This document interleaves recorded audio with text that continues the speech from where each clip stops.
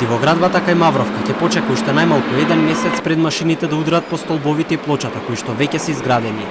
Општината неделава ќе соопшти дали некоја фирма се пријавила на тендерот за уривање бесправни објекти.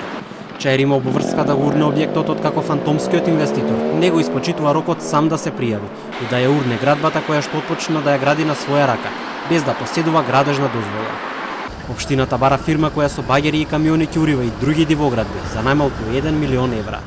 Утре е јавното отварање на понудите и по изборот на економскиот оператор ќе се пристапи кон уривање на објектот. Во зависност од текот на набавката и сите фази на постапката, истата би требало да заврши во периодот 30 дена. Рокот кој општината му го даде на инвеститорот сам да гурне бетонското здание веќе е изминат. Во тендерот за уривање од страна на општина Чаир се наведува дека цената е главниот критериум за избор на најповолната понуда. Сега местото треба да се врати во првобитната состојба, бидејќи не постои начин да се легализира тоа што се гради, информираа уште претходно од општинските служби.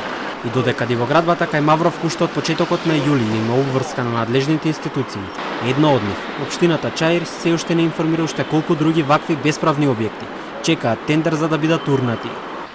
Доколку општина Чаир не ги спроведе законските обврски, идната влада може да им ја одземе ингеренцијата и обврската за уривање да ја предаде на државниот градежен инспекторат.